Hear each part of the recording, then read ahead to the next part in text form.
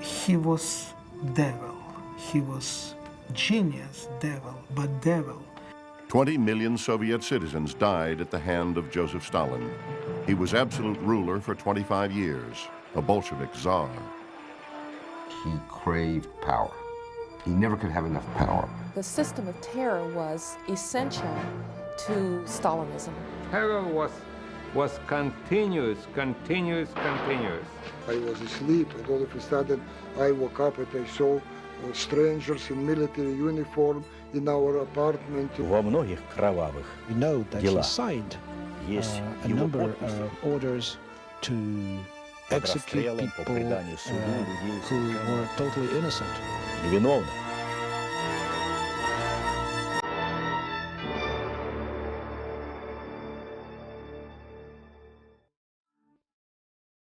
At the end of the 19th century, Russia was the largest country on Earth. From the fertile fields of the Ukraine to the frozen tundra of Siberia, this ancient land was big enough to hold the United States and Europe within its borders. The ruler of this vast empire was Tsar Nicholas II, the shy, awkward inheritor of the 300-year-old Romanov dynasty. He and his family lived a privileged and genteel life. Typical of the European royalty, they actually were. 9 out of 10 Russians, however, lived in villages, eking out a living from the land. In 1879, 2 of these peasants gave birth to a son, Joseph Jugashvili, later to be known as Joseph Stalin. Joseph's mother was a maid and washerwoman and a devout Orthodox Christian. His father, of whom no photos remain, worked occasionally as a shoemaker and was a violent alcoholic. The family lived in this shack in the tiny village of Guri in the Russian province of Georgia. His father was incredible poor, very poor man, and he had terrible passion to drink. He beat wife, he beat her cruelly, violently, and so this violence come in his heart from his childhood. He was an awkward-looking boy. Young Joseph's face was pockmarked by smallpox, and a childhood accident left one arm shorter than the other. And he stopped growing at 5 feet 4 inches. He was quite small. He liked to have wedge shoes, make him a bit higher, and he had a very dark, sinister look, particularly his eyes. They're always described as yellow or tigerish eyes. That was his main impression given. He was a good student, good enough to enroll in a seminary school. But the priesthood was the last thing on Joseph Jugashvili's mind. 50 years earlier, Karl Marx had written of a world where the workers, not the aristocracy, controlled the destiny of a nation. In Russia, these ideas were turned into a political movement, Bolshevism, by Vladimir Lenin, a man the Tsar's police thought dangerous enough to exile to Siberia. This excitement drew the shoemaker's son like a magnet, and at 19 he left school to join the cause. He was not much of a theorist, but he was militant and committed, even masterminding a bank robbery to fill the party coffers in 1907. He was a man of action, which Lenin admired. When Lenin first met Stalin, he wrote to someone, "I've met a magnificent Georgian." And it's clear that he saw in Stalin at that time the kind of person he hoped to attract to a movement that was then primarily a movement of intellectuals. That is, a person with working-class peasant origins, not an intellectual, but a person who, as Russians say, was very delavoy, could get things done.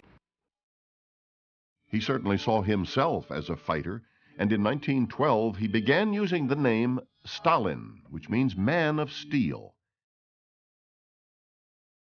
But it was difficult to make any progress because Stalin and his comrades kept getting arrested by the Tsar's police. They languished in exile for years in houses like this one in distant Siberia. He was in prison many times. He was in exile endless time. And prison and exile would be for him as native home. And he will make prison and exile like native home for millions of his citizens in future. The exiles would soon get their chance. On June 28, 1914, Archduke Ferdinand was shot by a Serbian nationalist in Sarajevo. World War I broke out a month later, and Tsar Nicholas sent millions of Russian troops to fight in his name. The men marched off proudly, but their enthusiasm soon sank as fierce German fighting decimated the Tsarist forces. 4 million Russians were killed, wounded, or missing within a year. The surviving soldiers resented dying for someone else's cause, and morale plummeted. They refused to go to battle. They defied their officers. They deserted the army and went home to the village and burned down the landlord's manor house. And when later someone said to Lenin, "Who voted for the revolution?" he said, "The soldier, the peasant soldier voted with his feet. He deserted." In February 1917, a crowd of angry citizens and disaffected soldiers took over St. Petersburg. The Tsar knew his government couldn't stand, and he abdicated a few days later, ending the 300-year-old Romanov dynasty. A provisional government then briefly shared power with the revolutionaries. But in April, Lenin came back to Russia demanding a completely proletarian victory. "The people need peace," he said, "and they give you war, hunger, no food, and the land remains with the landholders." In October, his Bolsheviks swept away the moderate government. It was a momentous victory, but except for writing a few editorials, Joseph Stalin was not a part of the action. Later, he would have Soviet historians invent a heroic role for him. He would make his mark in the next and bloodiest phase of the revolution, the Civil War. From 1918 to 1920, counter-revolutionaries known as the Whites fought to regain power from the Bolshevik Reds. The fighting spared no one, and those that lived through it would never forget it. I was frightened. All the time I was frightened. Because all the time different troops came. Kiev was occupied. First there was a revolution. Then there was a nationalist government. Then came the Reds and occupied Kiev. Then came the Whites and reoccupied Kiev. The fighting was going on. There were two feelings, fear and feeling of hunger. Lenin's Bolsheviks now became military commanders. Leon Trotsky, the brilliant orator and theorist, was made war commissar. Stalin was given the title Commissar of Nationalities and was sent into the field to enforce the party line. It was a role that suited him well. War, and particularly civil war, brings the warfare personalities to the fore. And Stalin, already during the Civil War, begins to become the leader in Moscow of these warfare personalities, these can-do tough guys who don't really want to debate the dialectics of Marxism, who don't really want to talk about the nuances of class struggle, but men for whom class struggle meant the fist. In 1918, Trotsky sent him a detachment of army specialists. Stalin, who distrusted the trained military, imprisoned some of the men on a boat which then sank under mysterious circumstances. He had many of the others just shot. When someone said this might be a problem at headquarters, the man of steel reportedly replied, "Death solves all problems. No man, no problem." For Lenin, Stalin was a real revolutionary.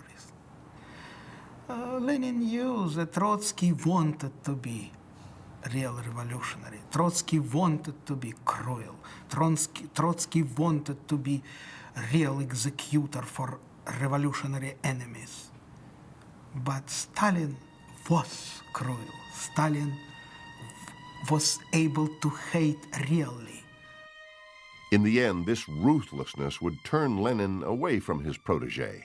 But for now, this small band of men would start pulling Russia into their vision of the world. And this world would soon be dominated by a single one of them, Joseph Stalin.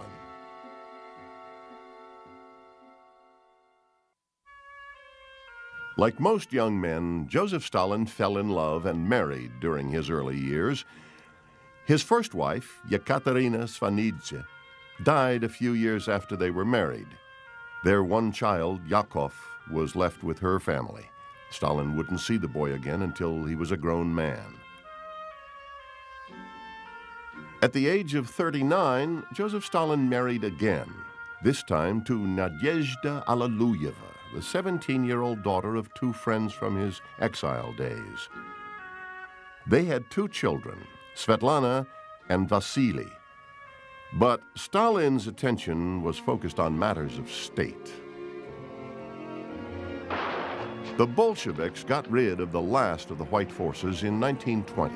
Now they would remake Russia as the first communist state.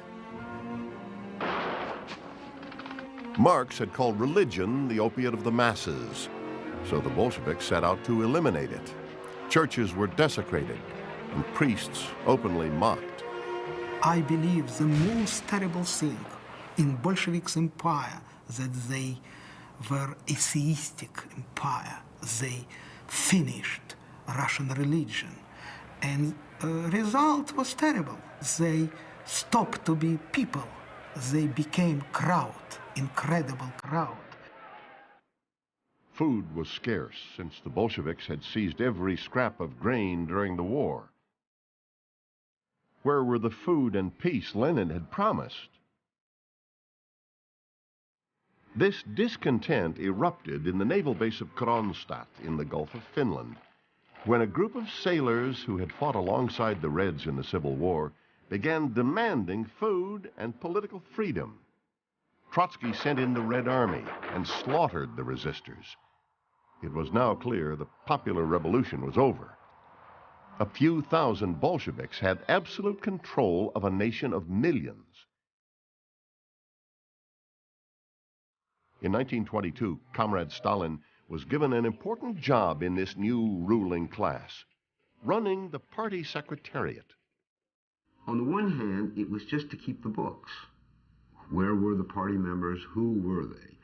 But it also was responsible for appointing people to administrative positions in the party. And like any good ward politician, he appointed people who seemed to be loyal to him, who thought as he thought, and he removed people he didn't like. His following was growing, but to get more power, he knew he'd have to outmaneuver the party leadership. After Lenin, the most powerful man in the party was Trotsky, who had emerged from the war a popular hero. So in 1923, Stalin formed an anti-Trotsky alliance with fellow Politburo members Kamenev and Zinoviev. Like all his alliances, this one wouldn't last. It isn't that they really liked him, but they were still taken in by him. It was an extraordinary way in which somehow they all find themselves working with him in 10 years later in the Politburo, and they still haven't understood he's going to kill them. But Lenin understood. The leader of the revolution had suffered a stroke in 1922. Realizing the end was near, he wrote a secret will of sorts evaluating his men. He finally died in 1924, and this testament was read out loud. It said Trotsky was the most outstanding man in the Central Committee, but he was too inclined to be an administrator. And Stalin was also a difficult man. And then he would put a PS saying Stalin is really too bad. He's too rude and crude, and he must be removed from his post. But Kamenev and Zinoviev stood by their alliance, and Stalin stayed general secretary. It would be their biggest mistake. In 1926, Stalin allied with the conservatives, including old friend Nikolai Bukharin, to kick Kamenev and Zinoviev out of the Politburo. Soon, his conservative allies were ousted as well. In 1927, he demoted Trotsky from the party and then sent him into exile. Trotsky would never see Russia again.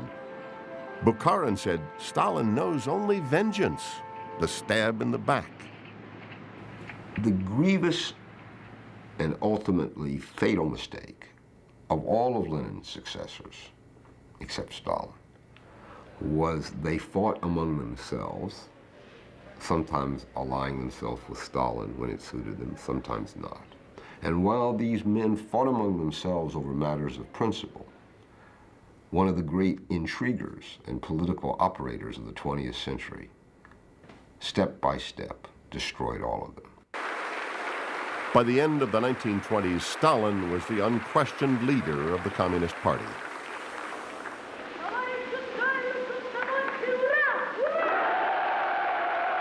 He'd now pull the Russians into his vision of the world, whether they liked it or not. The first step was to collectivize the farming, a cornerstone of Marxism. He had the better-off farmers, known as kulaks, kicked off their land and sent to Siberia. More than 15 million of them were uprooted in the 1930s. The rest of the peasants were then forced onto enormous collective farms. But they didn't go happily. Furious farmers slaughtered half their cattle in 1930 alone to keep the state from having them. And despite these cheerful propaganda films, grain yields began to fall. The revolution wasn't working. Stalin had said that the new collectivization would produce far greater food, far more wheat than anything else. When it didn't, he said, we're going to get the food, the wheat, the grain, whether it's there or not. So they took all the grain, I mean, every scrap they could get, and even searched houses for cupfuls hidden in the floor. And, of course, the result was a terrific famine. 10 years hard labor was the price for stealing an ear of corn. Eventually, some people turned to cannibalism. Those who lived through the famine would never forget it. More and more hungry peasants in the street. They went from apartment to apartment, knocked the door and asked for bread, and they didn't get it. 5 million starved to death in the Ukraine. But Stalin completely denied the famine. He made even mentioning it a punishable offense. He focused instead on the more public achievements like the great industrial projects of the first 5-year plan started in 1928. Stalin knew that if socialism was going to work, the Soviet Union would have to industrialize quickly. People threw themselves into the work, and some industry rose out of the wilderness. But no amount of enthusiasm could fulfill Stalin's unrealistic expectations. Hardly anyone met their quotas, but since failure meant prison or worse, accountants merely lied about productivity. It was impossible to find what the production figures were because every director had to fake his figures, because if you say you failed, you're out. So you might as well be caught a year later for faking. And this happened on a very large scale. This mass deception could only work if people were too terrified to tell the truth. So Stalin developed the Gulag, a group of labor camps where millions of people were literally worked to death. One man was sentenced to 10 years in the Gulag when his army tank got stuck in the mud. It was enough to convict him of sabotage. The prisons were full of people who were 10 minutes late for work. Little 17-year-old girl, I remember, she came to our camp. She was 10 minutes late to work.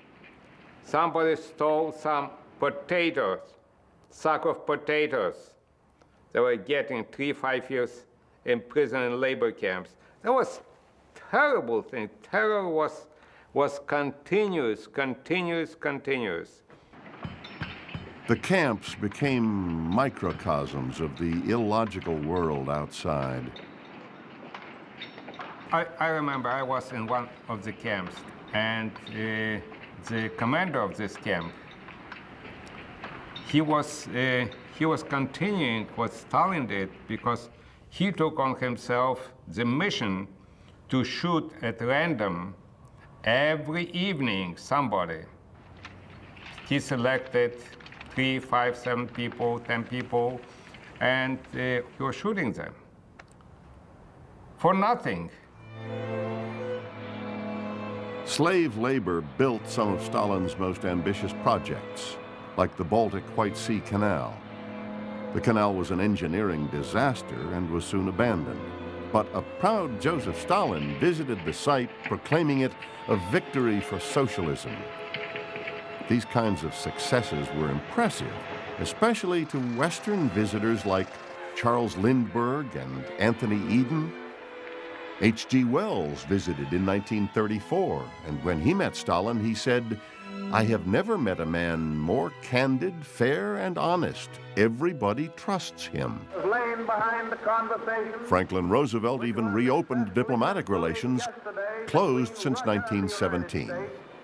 A better judge of character was Lady Astor, who asked Stalin how long he was going to go on killing people. He candidly replied, "As long as necessary." He would find it necessary for the rest of his life.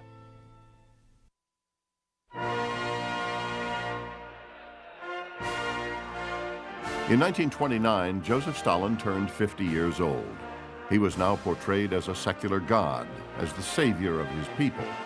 The propaganda was relentless. It was Stalin who brought you the revolution, Stalin who gave you food, Stalin who saved the Soviet Union from the corruptions of the West. It's very difficult to explain to the American people how much indoctrination and propaganda is all the time slammed on you. You're indoctrinated in something that when you are 3, 4, 5, 6, 7 years old, you start to believe it, that it's true. School children were taught that Stalin was infallible. His ideas on philosophy, literature, and even genetics became state policy. The worship of Joseph Stalin was the new Soviet religion.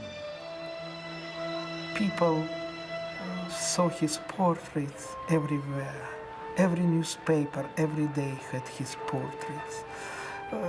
He was really everywhere. And when people go to sleep, last name which they heard, it was Stalin.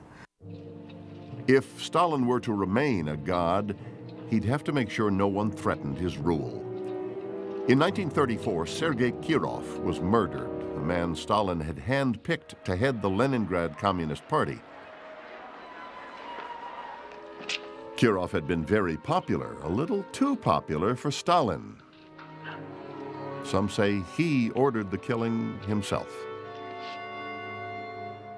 He also began purging the educated classes. Thousands of writers, artists, and scientists, in fact, most of the intelligentsia, were tried and convicted as traitors. The sentence was death or the Gulag. And he almost eliminated his old enemy, the military elite. 57 out of 85 corps commanders disappeared, along with tens of thousands of lower-ranking officers. The officers signed confessions, but these documents were highly suspect. The documents were produced a year or two ago, and they all read, "Oh yes, I confess." It's a perfectly ordinary document, but they found that there were forensically verifiable bloodstains on the confession. And of course, torture was used on an enormous scale in the Stalin period. No one was spared. Stalin even tried the heroes of the revolution, men that a generation of Russians had grown up revering.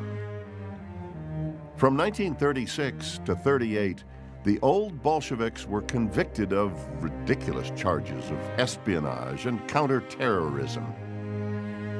He even purged his old ally, Nikolai Bukharin. Stalin needed a bizarre form of coronation as the great leader by making Lenin's closest friends and comrades confess to having been Not real communists, not real patriots, not real Bolsheviks, but spies, assassins, wreckers. To force them to confess to these crimes was for Stalin the ultimate, or he hoped it would be, psychological fulfillment of this need to be the one and only embodiment of everything glorious in modern Russian and Soviet history. He needed these trials. Stalin approved the death sentences of these men, even though he knew the confessions had been forced by torture. Trotsky, who was in exile in Mexico, was the only one who could speak out. These trials developed not from communism, not from socialism, but from Stalinism. That is from the irresponsible despotism of the bureaucracy over the people. What is now my principal task? To reveal the truth, to show and to demonstrate that the true criminals hide under the cloak of the accusers. What will be Stalin soon silenced him, too. In 1940, a Soviet agent attacked Trotsky with an ice pick. He died the next day. It wasn't just the famous who were liquidated. Anyone could turn you in on a trumped-up charge, a neighbor, a boss, even your children. Terror became an everyday emotion as millions just disappeared from sight. Every evening, nobody knew what's going to happen to him, because the individual means nothing. The individual is like a piece of sand in the big, big desert. You can run it over with a truck, you can step on it, you can crush it, it just means nothing. Yet Comrade Stalin seemed to remain above the fray. He blamed the terror on an overzealous police force and would periodically purge the head of the secret police. And they weren't just killed, they were erased from all official memory. I'll tell you, even my grandfather, who was the victim of Stalinist repressions, he was able to survive, and he did not complain about the Soviet power or even about Stalin. He thought that the local leaders, the local bosses were to blame. It's a very strange situation, the role that Stalin played in the lives of people in the Soviet Union. At the same time that he was evil and terrifying, he was secretive enough about it that I'm not sure that people, until much later, associated what was actually happening with the person of Joseph Stalin. But one person did. His wife, Nadezhda, had learned about the famine from students returning from the Ukraine. She and Stalin began arguing frequently. One night at a banquet at the Kremlin, Stalin started flicking cigarettes at her across the table. She stormed out of the room and was found dead of a gunshot wound to the head the next day. What we don't know is whether she retreated to their apartment in the Kremlin and shot herself to death, or whether there was a fight and he killed her. We don't know. People who hate Stalin greatly in Russia believe he killed her. People who still find some reason to say positive things about Stalin believe she committed suicide, and after that, as they say, his heart turned to stone. Nadezhda's death severed his last link to reality. He had seen enemies everywhere for so long that he could no longer recognize a real one.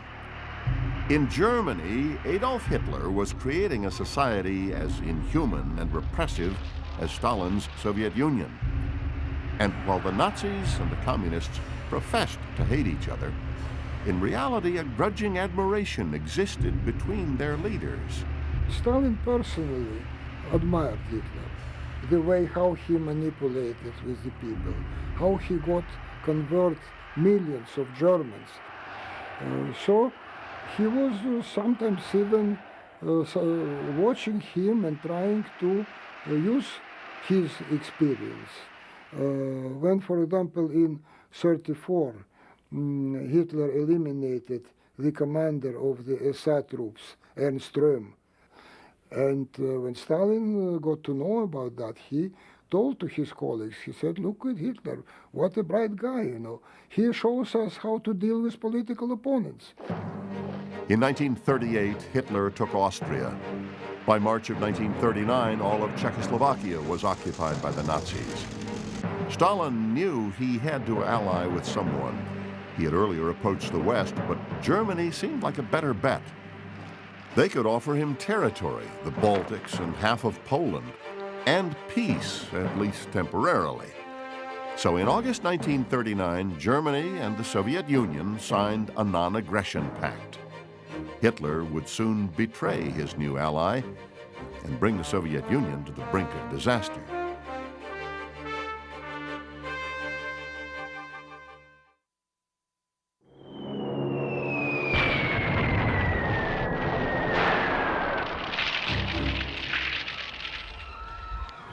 In the summer of 1940, the German takeover of Europe seemed unstoppable.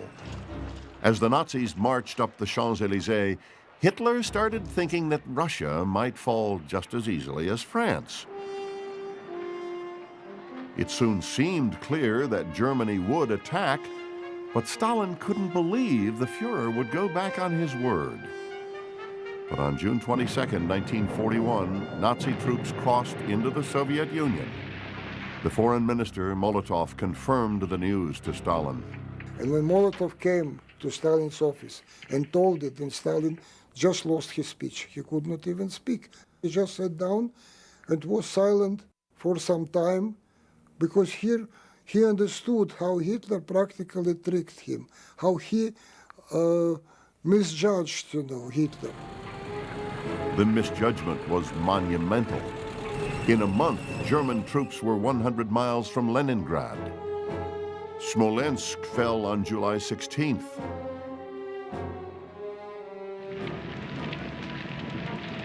At a meeting of the Politburo, Stalin moaned, "All that Lenin created, we have lost."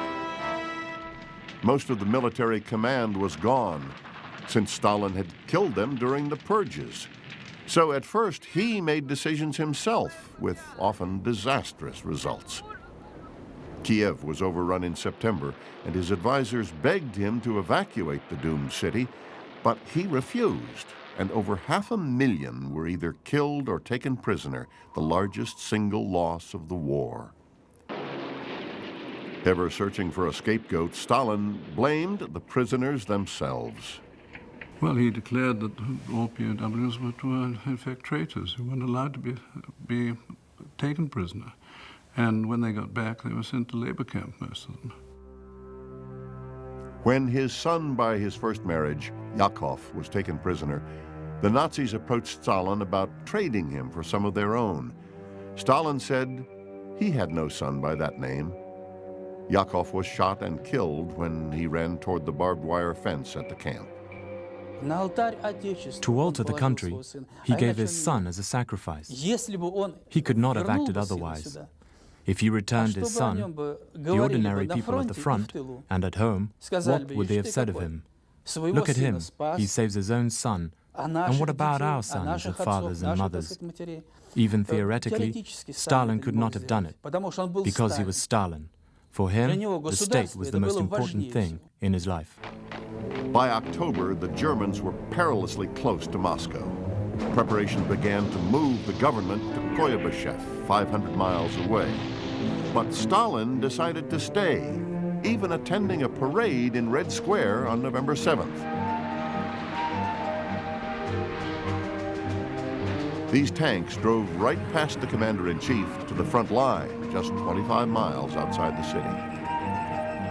The Soviet troops fought valiantly, and the Russian winter began to cripple the German forces, freezing fuel lines and cutting off supplies. In the end, the Nazis couldn't solidify their gains. Stalin also wisely teamed up with the Allies. Starting in 1941, Franklin Roosevelt began sending airplanes, tanks, and guns to the beleaguered Soviet troops. If Hitler was going to be stopped, the war in Russia had to be won.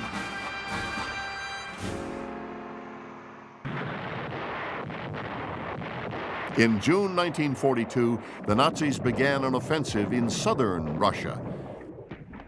The fighting settled in Stalingrad, where it quickly degenerated into fierce house-to-house combat.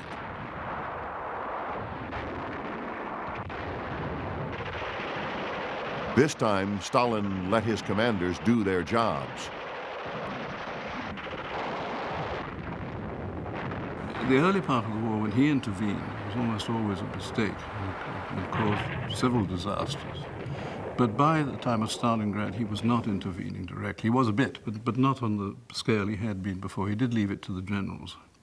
And so that was a success. Nazi troops began retreating from Stalingrad on Christmas Day, 1942. The war would drag on for another 2.5 years, but Soviet victory was now in sight. When Roosevelt, Churchill, and Stalin met in Tehran in 1943, Joseph Stalin was reintroduced to the West as kindly Uncle Joe. Churchill even presented Stalin with a Sword of Honor to commemorate the victory at Stalingrad.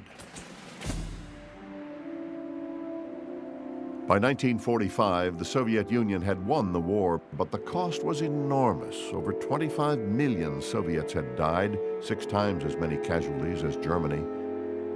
Stalin vowed to never let Russia be this vulnerable again. So Soviet forces liberated their neighbors from the Nazis, but the shadow of Moscow never left. Eastern Europe, the Balkans, and Eastern Germany were soon all within the Soviet sphere. At the Yalta Conference in 1945, the Allies met to discuss the post-war world. Stalin made it clear this territory was under his control. For Russia, fascist Germany was just another Western power come to Russia from the West. In those days, armies had to come through Eastern Europe, through Poland.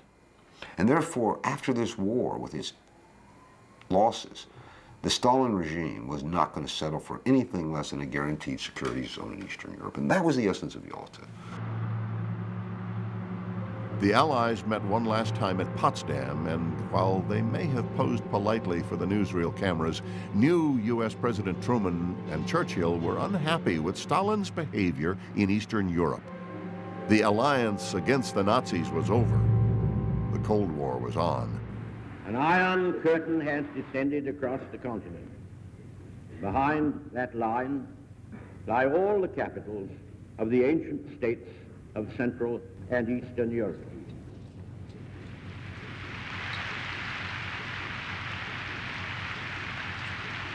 Back home, Stalin was even more popular than before. Grateful Russians hoped that the magnificent victory would sweep clean the miseries of the past. But the war had only distracted, not changed, Joseph Stalin. Thousands of returning soldiers were sent to labor camps because Stalin was afraid they would revolt against life at home now that they had seen the splendors of Europe. Even his loyal translator was not above suspicion. My pass was taken away and I went out waiting that I'll be arrested next day. But 2 weeks passed and nothing happened. So I even didn't go home at night. I knew that they usually arrest people at night. And then all of a sudden came a call from a magazine, a weekly magazine, and I was invited to work for that. And from the editor of this magazine, I understood that it was Molotov who protected me. I don't know why, you know. 4 assistants before me of Molotov were shot. Why I was not shot, I don't know why. Somehow he just, you know, put me there and probably also got some kind of blessing by Stalin not to touch me. Few got off so easily. The crowds may have adored him, but Stalin was still sure everyone was out to get him. His newest public enemy was the Jews. Many leading Jewish intellectuals were tried as enemies of the state and killed. He even arrested the most prominent doctors in Moscow, many of whom were Jewish, because he thought they were plotting to poison him and his advisors. Quite a lot of doctors were arrested, but they were almost all Jews, but they named a group of 8 or 10, of whom 3 were Gentiles and 7 Jews. So he said, we're not being anti-Semitic, we're arresting Gentiles as well. Well, one of them was his own doctor. He wanted to arrest him because he told him to lay off politics for a bit, and he thought this was a plot, naturally.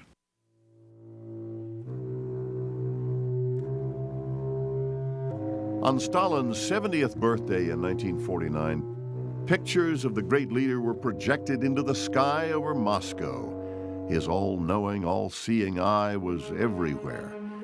But his omniscience couldn't keep time from catching up to him. After a long feast on February 28, 1953, Joseph Stalin had a paralyzing stroke.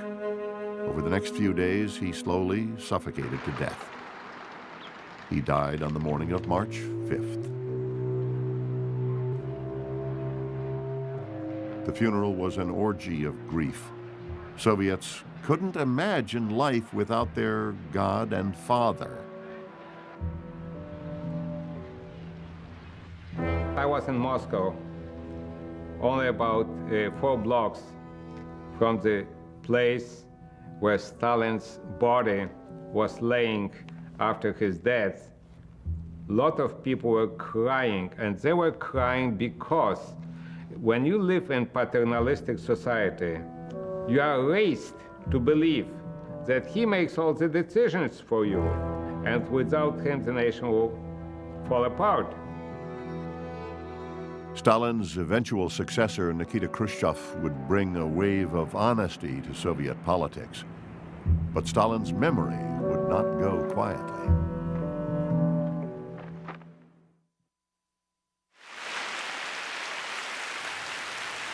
In 1956, Nikita Khrushchev gave an extraordinary speech at a closed session of the 20th Party Congress. He said that while Stalin had been a great leader, he had committed terrible crimes against the Soviet people. His listeners were stunned, and some were angry. For a lot of people, it was the beginning of the end of belief in the system, because if the man who ruled Russia for almost 30 years could be so wrong and so maniacal and so horrible and so bloodthirsty, what did that say about all of them who had lived under his rule and had been a part of building this system? Leonid Brezhnev and his successors went back to the silence of the past. But in 1985, when Mikhail Gorbachev became General Secretary, he vowed to break the stranglehold that Stalinism had left behind. His reforms pulled the Soviet Union away from the secrecy and terror of the past. They also broke the country apart. For many years, I thought that the system that we inherited could be improved. But that was an illusion. The Stalinist model could not be improved because it was imposed by the Bolsheviks on our country, a system that assumed a monopoly of power, a dictatorship of one party, repression, coercion, the suppression of political and cultural freedom. It is very difficult to go beyond, to move away from that system. In fact, some want to move back to it. Today, there is a resurgence of nostalgia for the strong hand of Joseph Stalin's reign. I'm proud because during the Stalin era, our country became one of the most developed.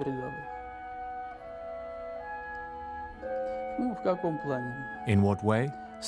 We were respected. No, nobody was afraid of us. After the revolution of 1917, the country was revived. It became industrialized. We believed in the future. We had hope. We had belief for a better life. In Georgia, Joseph Stalin's birthplace has again opened up as a museum.